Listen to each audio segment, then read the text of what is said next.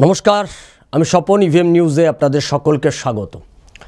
এই মুহূর্তে একটি খুব গুরুত্বপূর্ণ খবর নিয়ে আপনাদের কাছে হাজির হয়ে গেলাম। জাস্টিস সঞ্জীব খান্না, সুপ্রিম কোর্টের প্রধান বিচারপতি, তিনি দায়িত্ব নেওয়ার পর থেকে একের পর এক সিদ্ধান্ত, ঐতিহাসিক সিদ্ধান্ত, কার্যত অ্যাটম বোম বলা যেতে পারে জাস্টিস সঞ্জীব খান্নাকে। তিনি যে সিদ্ধান্তগুলো নিচ্ছেন সেই সিদ্ধান্তগুলো ঐতিহাসিক। এবারে আর একটা ঐতিহাসিক সিদ্ধান্ত নিলেন এবং এই ঐতিহাসিক সিদ্ধান্ত যদি আরও আগে নেওয়া যেত, মাননীয় ডিওয়াই চন্দ্রচূড় যখন প্রধান বিচারপতি ছিলেন তখন যদি নেওয়া যেত, তাহলে আজকের এই যে মুর্শিদাবাদের বেলডাঙ্গাতে যে ঘটনা ঘটেছে, যে অপ্রীতিকর ঘটনা ঘটেছে, যেভাবে সেখানে ঘটনার যে পরিণতি দেখা যাচ্ছে, এর জন্য দায়ী হচ্ছে ওখানকার তৃণমূল কংগ্রেসের এক বিধায়ক হুমায়ুন কবির।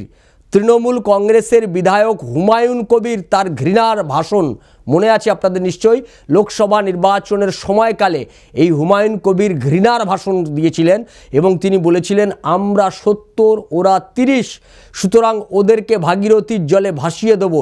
এই যে ঘৃণা ছড়ানো ভাষণ, এই ঘৃণা ছড়ানোর ভাষণের বিরুদ্ধে যদি সেই সময় রাজ্যের সরকার তৎপর হতো, যদিও রাজ্য সরকারের কাছে এইটা এক্সপেক্ট করা একদমই অন্যায়।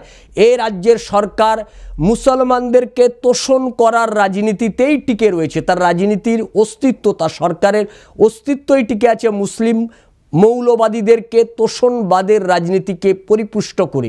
ফলে সেক্ষেত্রে এই সময় দাঁড়িয়ে আজকের বেলেডাঙ্গার ঘটনা ওই ঘটনারই ফল। সেই কারণে ওই ধরনের নেতারা যে ঘৃণা ছড়াচ্ছে বিধায়ক থেকে, ভারতবর্ষের সংবিধানে হাত রেখে শপথ নেওয়ার পর তারপরে তারা এরকম ঘৃণার রাজনীতি করে, ঘৃণার বক্তব্য দেয়, তাদের বিরুদ্ধে যদি সেই সময় ডিওয়াই চন্দ্রচূড়, যিনি স্বতঃপ্রণোদিতভাবে নানান রকমের মামলা নিয়ে নেন, যখনই মমতা ব্যানার্জি কোনো বিপদে পড়ে তখন ডিওয়াই চন্দ্রচূড় চলে আসেন, স্বতঃপ্রণোদিতভাবে মামলা গ্রহণ করেন। আরজিকর মেডিকেল কলেজের ক্ষেত্রেও আমরা দেখেছিলাম। অথচ আমরা দেখলাম না যে মুর্শিদাবাদের এই হুমায়ুন কবির যখন ঘৃণার ভাষণ দিচ্ছে তখন এই ব্যাপারে কোনো পদক্ষেপ করতে ডিওয়াই চন্দ্রচূড়কে, এই ব্যাপারে পদক্ষেপ করলেন কে? এখন এসে সুপ্রিম কোর্টের প্রধান বিচারপতি সঞ্জীব খান্না। কার্যত একটা বিস্ফোরক সিদ্ধান্ত তিনি নিয়েছেন। তিনি বলেছেন, এবার থেকে আমাদের দেশে কেউ যদি কোনো ঘৃণা ছড়ানোর কাজ করে, আমাদের দেশে কেউ যদি কোনো বিচ্ছিন্নতাবাদী স্লোগান দেয়, উস্কানিমূলক স্লোগান দেয়, আপনাদের নিশ্চয়ই মনে আছে আরজিকর মেডিকেল কলেজের সেখানে উই ওয়ান্ট জাস্টিস, তার মধ্যে স্লোগান উঠল কাশ্মীর মাঙ্গে আজাদি। এটা রাজনৈতিক দলের পক্ষ থেকে এই স্লোগান দেওয়া হচ্ছে, এই দেশে দেওয়া হয়। বিভিন্ন কিছু রাজনৈতিক দল আছে আমাদের দেশে যারা এই ধরনের স্লোগানকে পরিপুষ্ট করে, যারা ঘৃণা ছড়ায়। যে ডিএমকের নেতা দক্ষিণ ভারতে তিনি ঘৃণা ছড়িয়েছিলেন, সনাতন ধর্মকে ম্যালেরিয়ার সঙ্গে তুলনা করেছিলেন, ডেঙ্গুর সঙ্গে তুলনা করেছিলেন।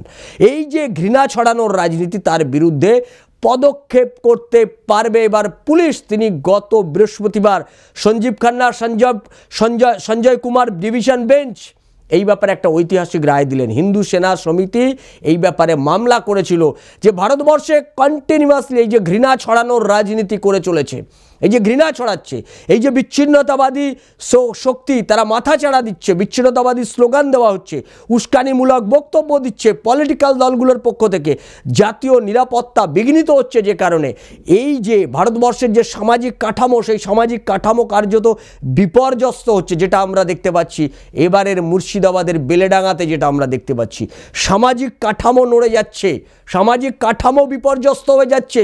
এই যে ভয়ঙ্কর পরিস্থিতির জন্য দায়ী কারা?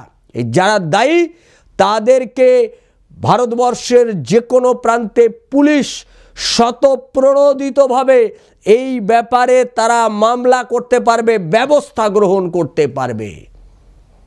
এই একটা ঐতিহাসিক রায় দিলেন সঞ্জীব খান্না এবং সঞ্জয় রায় ডিভিশন বেঞ্চ। অনেক আগে দেওয়ার কথা ছিল, ভারতবর্ষে অনেক আগে ডিওয়াই চন্দ্রচূড়ের কাছে এই বিষয়ে হিন্দু সেনা সমিতি, ডিওয়াই চন্দ্রচূড় যখন ছিলেন তখন তারা এইটা নিয়ে মামলা করেছিলেন। ডিওয়াই চন্দ্রচূড় কার্যত নীরব, তিনি নীরব থাকেন। ভারতবর্ষের বিচ্ছিন্নতাবাদী শক্তি, ভারতবর্ষের উস্কানিমূলক, তিনি যাওয়ার সময় বলে দিয়ে গেলেন, এই যে ডিওয়াই চন্দ্রচূড় যাওয়ার সময় বলে দিয়ে গেলেন, কোনো সভ্য দেশে নাকি বুলডোজার চালানো হয় না। আচ্ছা, যারা এই কাজ, যাদের বুলডোজার দিয়ে বাড়িগুলো ভাঙা হয়েছে, ডিওয়াই চন্দ্রচূড়ের কাছে প্রশ্ন, তারা কেউ সভ্য সমাজে থাকার যোগ্য? আপনি এই কথাটা একবার বললেন না তো, যে যাদের বাড়িগুলো বুলডোজার দিয়ে ভাঙা হচ্ছে তারা এই সমাজে, সভ্য সমাজে থাকার তাদের যোগ্যতা আছে? সভ্য সমাজে এই কাজ হয় না, কিন্তু যারা সভ্য সমাজে থাকারই যোগ্য নয় তাদের ক্ষেত্রে কি পদক্ষেপ নেওয়া হবে? ডিওয়াই চন্দ্রচূড়ের মতো লোকজন, এরাই ভারতবর্ষের এই ফেক সেকুলারিজমের নাম করে ভারতবর্ষের ফেক সেকুলারিজমকে এরা ইন্ধন দিয়েছে, শক্তি জুগিয়েছে।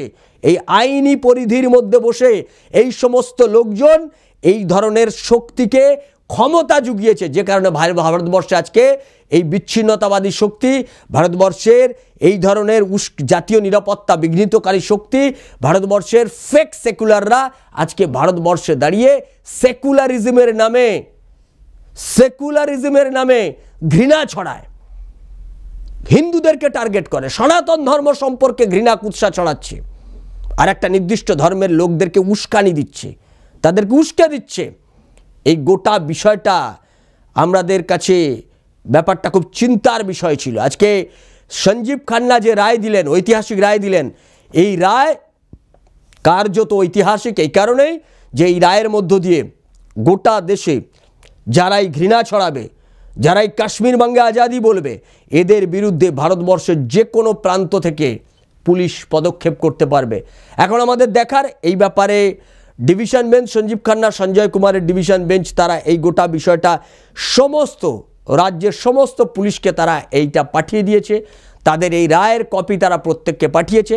এখন দেখার যে ঘৃণা ছড়ানো বিচ্ছিন্নতাবাদী শক্তিদের বিরুদ্ধে পুলিশ তারা এই ব্যাপারে কি ভূমিকা পালন করে, আমাদের সেদিকে নজর থাকবে।